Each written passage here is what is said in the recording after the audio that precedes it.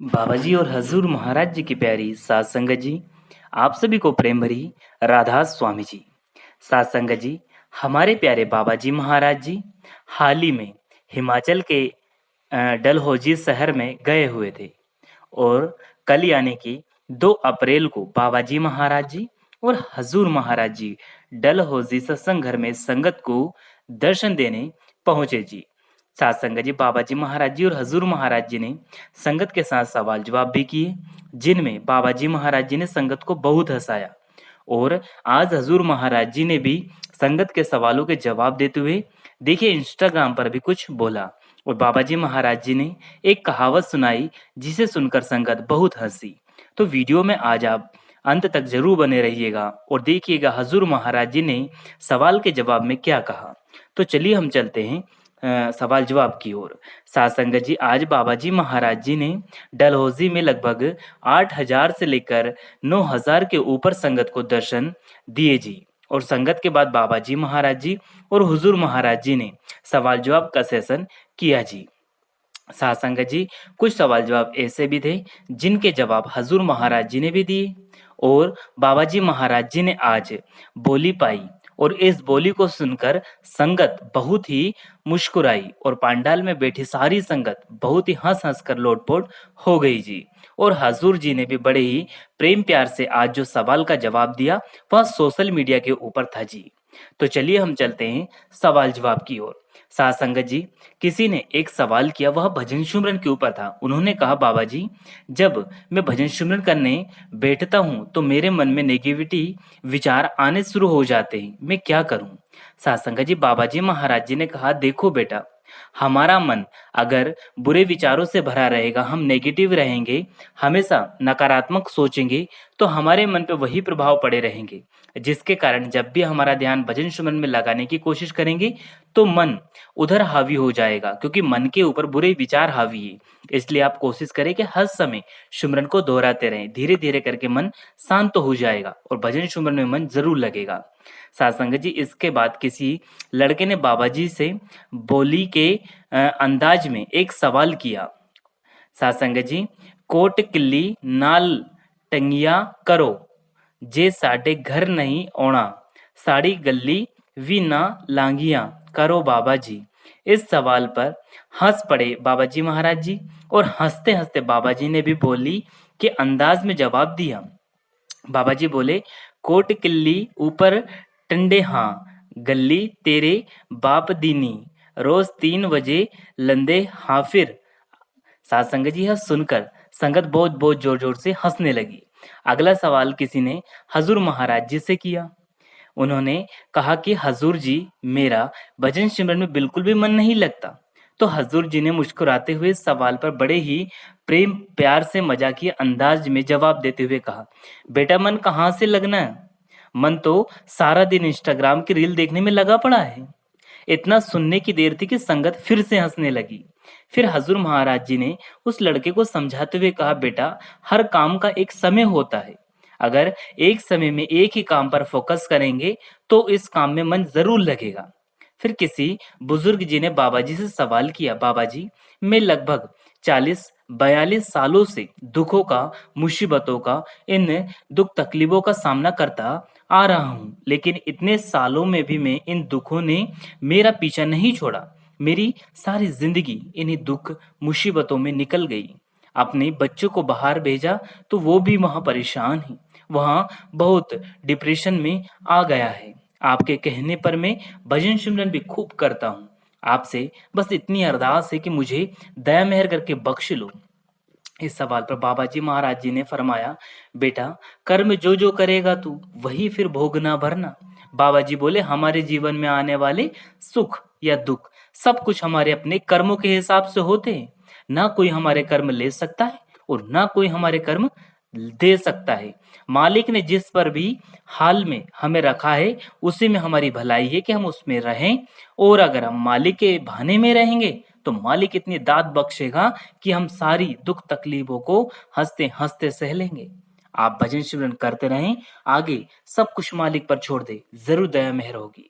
सासंगत जी, इसके बाद किसी ने अगला सवाल कहा कि बाबा जी, आपकी दया मेहर से मेरे घर में सभी बहुत ही प्रसन्न हैं, बस इतनी दया और करना कि मुझे नामदान की बख्शिश हो जाए। तो बाबा जी महाराज जी ने कहा कि क्या बाबे की ड्यूटी बंद हो गई है? यह सुनकर संगत हंसने लगी। इसके बाद बाबा जी ने कहा, बेटा मालिक पर विश्वास रखें, मालिक जानी जान है, वह सब कुछ दे सकता है, आपकी संभाल भी जरूर होगी, बस सही वक्त का इंतजार करें। सात संगत जी, फिर इसके बाद किसी ने अगला सवाल किया। किसी ने शब्द धुन के ऊपर एक सवाल किया। उनका सवाल था कि बाबा जी, जो है शब्द धुन, वह सुनाई तो देती है, लेकिन शब्द आगे साथ साथ नहीं चलता, एक जगह जाकर रुक जाता है। बाबा जी ने उन्हें समझाते हुए कहा, देखो बेटा, हमें कभी भी परखों में नहीं लगना। अगर मालिक की बख्शिश हो रही है तो उसका आनंद लो। ये मत सोचो कि कैसा होना चाहिए और कब होना चाहिए, हम उसके बारे में कुछ नहीं जानते। जो मिल रहा है उसे हजम करते चलो। फिर अगला सवाल किसी ने बाबा जी से पूछा, बाबा जी, पिछले लगभग 4-5 सालों से आईएएस की तैयारी कर रहा हूँ, लेकिन कामयाबी मिल नहीं पा रही। खूब मेहनत करता हूँ, जिस वजह से मन बहुत उदास हो गया है। अब हिम्मत हार चुका हूँ। बाबा जी, आप मदद कीजिए और मुझे समझाइए कि मैं आगे कैसे बढ़ूं। तो बाबा जी महाराज जी ने समझाया, देखो बेटा, सभी काम सभी लोगों के लिए नहीं होते। ये बात ठीक है कि हमारा मन करता है कि हम ये काम कर ले, और हम उस काम को करने के लिए निकल भी पड़ते हैं, लेकिन मालिक ने हमारे लिए शायद कुछ और सोच रखा होगा। हमें कभी भी अपने सुख या दुख को किसी एक चीज से नहीं जोड़ना चाहिए। जिंदगी बहुत बड़ी है, इसलिए बहुत मेहनत करते चलो, और इतनी उम्र में हिम्मत हार जाओगे तो कैसे आगे बढ़ोगे। हमारा काम है मेहनत करना, कोशिश जारी रखना, आगे देना या ना देना मालिक के हाथ में है। मालिक पर विश्वास रखे, बाकी सब कुछ ठीक होगा। फिर किसी ने बाबा जी से कहा, बाबा जी, आगे कोई रास्ता नजर नहीं आ रहा है, मैं बहुत परेशान हूँ, मेरे ऊपर पूरे परिवार की जिम्मेवारियां भी बहुत है, मुझे समझ नहीं आ रहा कि मैं करूँ तो करूँ क्या।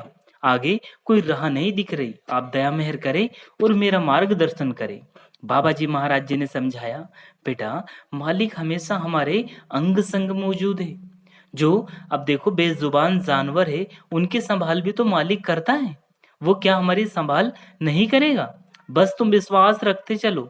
फिर यही लड़का बाबा जी से कहने लगा कि इस तैयारी को करने के लिए मैंने सब कुछ त्याग दिया था, यहाँ तक कि भजन सिमरन भी नहीं कर पाया था। बाबा जी, मैंने आपसे किया वादा तोड़ दिया, मुझे माफ कर देना। बाबा जी ने उन्हें बहुत ही विनम्रता से समझाया और कहा, देखो बेटा, जब जो समय हाथ से निकल गया ना, उसको याद करेंगे तो बस दुख ही मिलेगा। इसलिए उसको भूलकर आगे जो समय हाथ में है, बस उसकी कद्र कर लो। आप भजन सिमरन फिर से शुरू कर दें और लाइफ में एक बैलेंस बनाते आगे बढ़े, जिससे दूसरी जिम्मेदारियों के साथ साथ हम भजन सिमरन के लिए समय भी निकाल सके।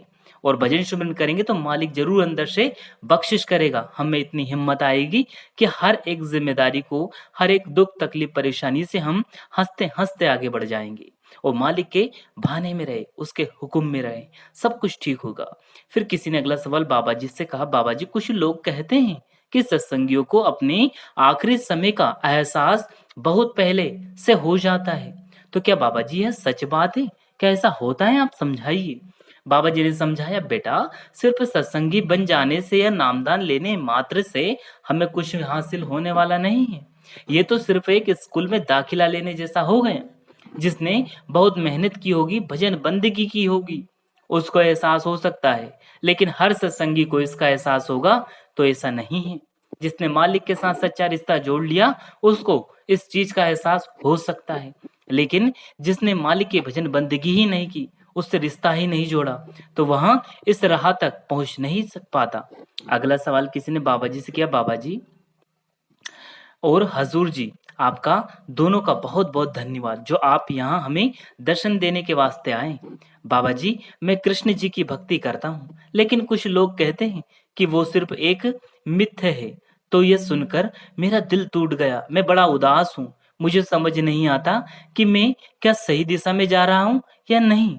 सासंगे जी, बाबा जी महाराज जी ने बहुत ही प्रेम प्यार से उन्हें समझाते हुए कहा, बेटा, हम किसी को भी अपना इष्ट बना सकते हैं, इसमें कोई गलत बात नहीं है। हमारा असली मकसद होना चाहिए कि जिसको हमने अपना इष्ट माना है, उसके जीवन से हमें क्या सीख ही मिलती है और उन सीखों को हमने अपने जीवन में उतारना है या नहीं। सिर्फ हम अगर बाहरी दिखावे के लिए भक्ति करते हैं, तो ऐसी भक्ति का कोई फ़ायदा होने वाला तो नहीं है। सिर्फ ये सोच लेना कि हमने तो इन्हें अपना इष्ट बना लिया, तो इस सोच का तो तब तक कोई फ़ायदा नहीं होने वाला कि जब तक हम उसकी जो हमें प्रेरणा मिली थी या उनकी जो शिक्षाएँ हमने हासिल की है, उन तक हम अगर अमल में नहीं लाए, तो कुछ हासिल होने वाला नहीं है। आखिर में भक्ति तो उस एक मालिक की ही करनी है ना। इष्ट किसी को भी बनाओ, लेकिन उद्देश्य अपनी सूरत को मालिक के साथ जोड़ना है। फिर किसी ने अगला सवाल बाबा जी से कहा, बाबा जी मेरा कोई वैसे तो सवाल है नहीं, मैं तो बस आपका और हजूर महाराज जी का शुक्रिया अदा करना चाहती हूँ। आपसे मुझे ये मौका मिला और आपने मुझे हमेशा पहले नंबर पर ही रखा है। आपकी मुझ पर बड़ी ही मेहर है। बस हमेशा ऐसी दया मेहर मुझ पर बनाए रखना। सासंगा जी बाबा जी महाराज जी थोड़ा मुस्कुराए और हाँ में सिर हिलाकर उनको उत्तर दिया, ठीक है। फिर किसी ने अगला सवाल बाबा जी से कहा, बाबा जी जब मैं भजन सिमरन करने बैठती हूँ, तो मेरा मन ख्याल बहुत आने लगते हैं मन में। मैं क्या करूँ कि जिनसे मन में ख्याल ना आए? यह मुझे भजन सिमरन करने में डिस्टर्ब करते हैं। तो बाबा जी ने कहा, बेटा हम चौबीसों घंटे मन में पता नहीं क्या-क्या सोचते रहते हैं। अब जो हम सोचते हैं वही ख्याल बनकर हमारे सामने आ जाते हैं। मन थोड़ी देर के लिए शांत होता है, तो यह ख्यालात जो दुनिया के होते हैं, वह हमारे सामने प्रस्तुत करना शुरू कर देता है। इसके लिए आप कोशिश करें कि सिमरन को दोहराते रहें। जब भी वक़्त मिले सिमरन करते रहें। आपको ज़रूर फ़ायदा होगा।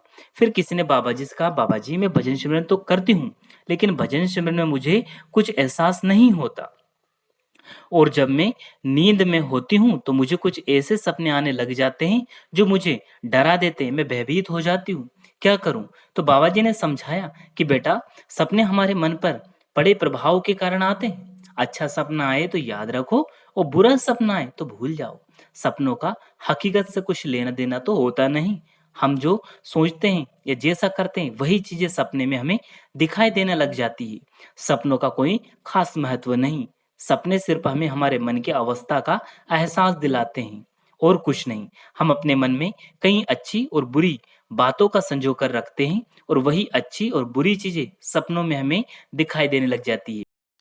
सासंग जी, तो यह आज के सवाल जवाब थे। आज डलहौजी में बाबा जी महाराज जी ने संगत को बहुत हंसाया और हजूर महाराज जी ने बहुत ही प्यारे प्यारे सुंदर सुंदर सवालों के जवाब दिए। तो संगत जी इसी के साथ अपनी वाणी को हम विराम देते हैं। फिर मिलेंगे आपसे किसी और वीडियो में। तब तक आप जी अपना और अपनों का ध्यान रखें। शुक्रिया, टेक केयर। अंत में आप सभी को प्रेम भरी राधा स्वामी जी। अगर वीडियो पसंद आए तो लाइक करें, शेयर करें, कमेंट बॉक्स में राधा स्वामी जरूर लिखें और चैनल को सब्सक्राइब करके बेल आइकन को ऑल पे प्रेस कर दे। शुक्रिया, टेक केयर, धन्यवाद, राधा स्वामी जी।